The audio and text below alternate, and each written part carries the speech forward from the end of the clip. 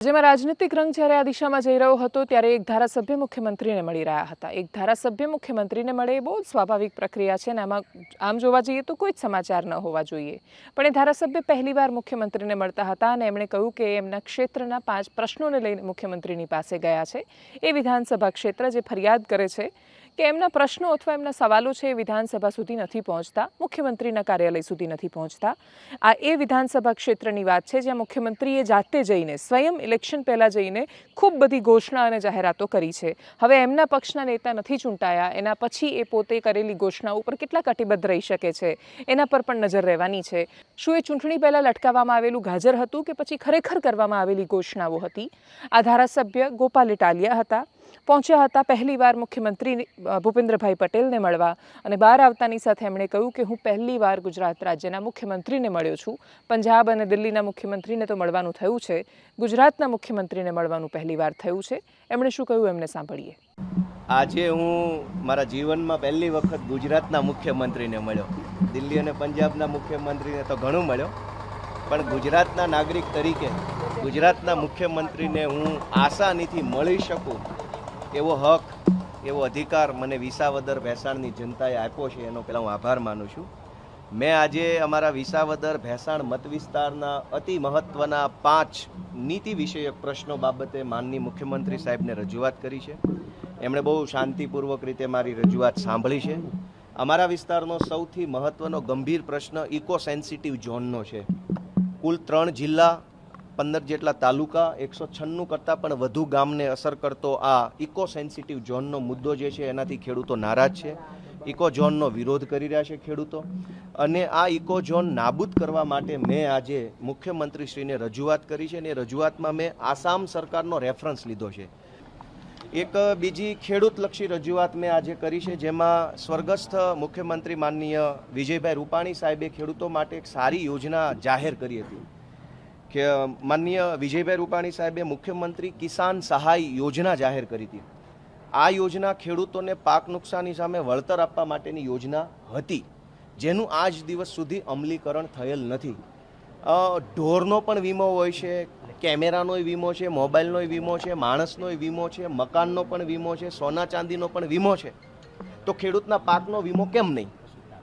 જ્યારે town planning એક્ટની આખી ચોપડીમાં 40% જમીન કપાત કરવા અંગે કે જમીન સરકાર પાસે લઈ લેવા માટે, સેલેબલ પ્લોટ લઈ લેવા માટે આવું કશું જ આખી ચોપડીમાં નથી, છતાંય આખા ગુજરાતમાં જ્યાં જ્યાં ટાઉન પ્લાનિંગ થાય છે ત્યાં ત્યાં 40% જમીન કાપી લઈ અને એનો વેપાર કરવાની જે એક આખી ખોટી પ્રથા અમલમાં મૂકી છે, એની સામે મેં મુખ્યમંત્રીશ્રીને રજૂઆત કરી છે કે ભાઈ આ ટીપીમાં જે 40% જમીન કાપી લેવામાં આવે છે એ ગેરકાયદેસરનું કૃત્ય છે, સુખાકારી માટે બન્યો છે. પણ અત્યારે ટીપી એક્ટનું પાલન માત્ર 40% જમીન કાપી લઉં, એને વેચીને રૂપિયા બનાવું, એટલા પૂરતો જેનો અમલ થાય છે. મેં મુખ્યમંત્રીશ્રીને રજૂઆત કરી છે કે ટીપીના કાયદાનું યોગ્ય અમલીકરણ કરવામાં આવે. આખા ગુજરાતમાં મોબાઈલના ટાવર ઉપર મિલકત વેરો લેવામાં આવે છે, પરંતુ પવનચક્કી અને સોલાર ફાર્મ ઉપર કોઈ મિલકત વેરો લેવામાં નથી આવતો. એટલે ગુજરાત સરકાર ગુજરાત પંચાયત અધિનિયમની કલમ 2 અને કલમ 200માં જો સુધારો કરે તો આખા ગુજરાતમાંથી સરકારને વર્ષે 8,000 કરોડ રૂપિયાની મિલકત વેરાની આવક થાય એમ છે, અને આ આવક જે તે ગામની ગ્રામ પંચાયતને સક્ષમ અને સમૃદ્ધ બનાવી શકે એમ છે. એટલે મેં સરકારને વિનંતી કરી છે કે તમામ સોલાર ફાર્મ અને તમામ પવનચક્કીઓ ઉપર મિલકત વેરો વસૂલવામાં આવે. જો મિલકત વેરો લેશે તો 8,000 કરોડ રૂપિયાની રકમ ગામની પંચાયતને મળશે, ગામની પંચાયત આર્થિક રીતે સક્ષમ બનશે, ગામની પંચાયતનું સ્વભંડોળ વધશે, આત્મનિર્ભર બનશે, લોકોનું કામ થશે. કેમ કે પશુપાલકો પાસે ઢોર બાંધવાનો વાડો નથી, એટલે એમણે મજબૂરીમાં સરકારી જગ્યા ઉપર ઢોર બાંધવા પડે છે. સરકારી જગ્યા હોય એટલે એમની ઉપર કાર્યવાહી કરવામાં આવે છે, ખોટી એફઆઈઆર કરવામાં આવે છે, એમને જેલમાં પૂરવામાં આવે છે, એમના પશુઓ છે એ જમા કરી લેવામાં આવે છે, પરિવારના સભ્યો હેરાન થાય છે. તો મેં માલધારી પશુપાલકો માટે વાડા ફાળવવાની નીતિ બનાવવાની રજૂઆત આજે માનનીય મુખ્યમંત્રી સાહેબને કરી છે. મારી આ 5 જે રજૂઆતો છે આમ તો મારા મત વિસ્તારને લાગુ પડતી તો છે જ, પણ આખા ગુજરાતને લાગુ પડતી છે. એટલે મુખ્યમંત્રીશ્રીએ મારી વાત સાંભળી છે. એમણે મને એવું કીધું છે કે આની ઉપર અમે જોઈશું, ચર્ચા કરીશું, વિચારણા કરીશું, કાયદાનો સ્કોપ જોઈશું, આની પ્રેક્ટિકાલિટી ચેક કરશું અને કંઈક સારું કામ કરવાનો સરકાર પ્રયત્ન કરે એવી મારી આશા છે. આજે હું વિસાવદરના ધારાસભ્ય તરીકે, ગુજરાતના દીકરા તરીકે જીવનમાં પહેલીવાર મુખ્યમંત્રીને મળ્યો તો મને સારું લાગ્યું, મજા આવી. અને અમારા વિસ્તારના લોકોનો હું બીજી વાર આભાર માનીશ કે મારા વિસાવદરના લોકોએ મને એને લાયક બનાવ્યો કે હું અહીંયા આવીને મુખ્યમંત્રીને વગર એપોઇન્ટમેન્ટે મળી શકું. તો આ બહુ મોટી વાત છે. ભારતીય જનતા પાર્ટીને તો 30 વર્ષના શાસન અને 162 ધારાસભ્યોનો કદાચ અહંકાર હોય, એટલે એમને ન હોવો જોઈએ, પણ હોય તો કદાચ એનો હોય.